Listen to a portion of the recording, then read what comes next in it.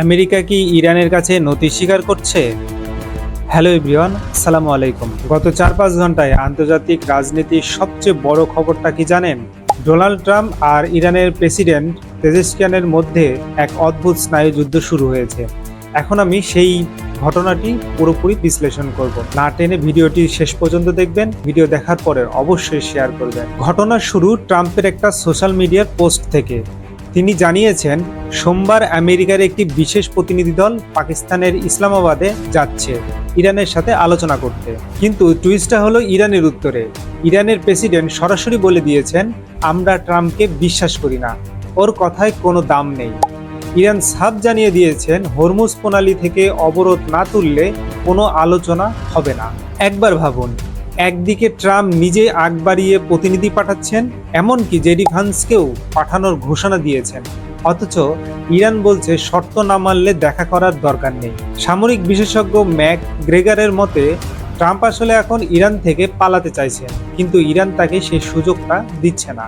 আমেরিকার ভেতরের অবস্থা খুব একটা ভালো না। প্রফেসর জেফরি স্যাক্স তো বলেই দিয়েছেন, ট্রাম্প যে পথই ধরুক না কেন, ইরানের কাছে যে তার শোচনীয় পরাজয় হয়েছে সেটা আমেরিকায় প্রকাশ হয়েই যাবে।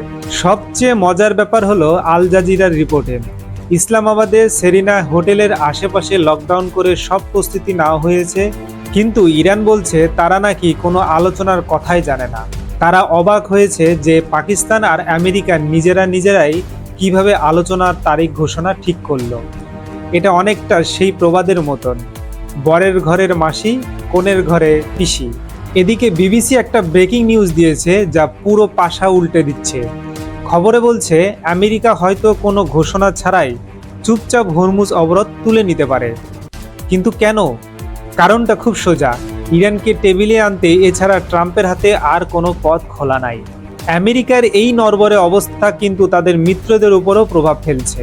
নিউ ইয়র্ক টাইমের রিপোর্ট অনুযায়ী দক্ষিণ কোরিয়া বা ফিলিপাইনের মতো দেশগুলো এখন আর আমেরিকার কথা না শুনে রাশিয়া ও ইরানের কাছে থেকে তেল নেওয়া শুরু করেছে।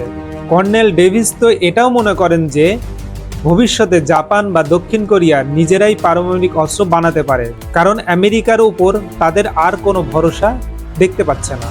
ট্রাম্পের জন্য বিপদ আরও এক জায়গায়। CNN এর জরিপে দেখা গেছে তার অ্যাপ্রুভাল রেটিং নেমে গেছে মাত্র 37%।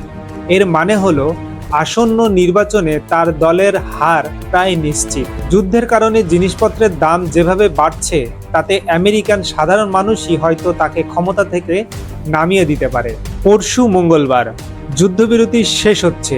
এখন ট্রাম্পের সামনে মাত্র দুইটি পথ, হয় ইরানের শর্ত মেনে লেজ গুটিয়ে পালানো, অথবা নতুন করে যুদ্ধ শুরু করা। তবে স্কাই নিউজের অধ্যাপক মাইকেল ক্লার্কের ভাষায় বললে, ট্রাম্প যেদিকেই মুখ ফেরাক না কেন, আমি শুধু আমেরিকার পরাজয় দেখতে পাচ্ছি। আপনাদের কি মনে হয়, আমেরিকা কি পারবে এই পরিস্থিতি নিজেকে সামাল দিতে, নাকি আমরা এক নতুন বিশ্ব ব্যবস্থা দেখতে যাচ্ছি? আপনাদের মতামত কমেন্টে জানান। এখনকার মতন আপডেট এতটুকুই। পরবর্তী আপডেট পাওয়ার জন্য ভিডিওটি অবশ্যই শেয়ার করবেন, লাইক দিবেন এবং ফলো দিয়ে রাখবেন। আল্লাহ হাফেজ।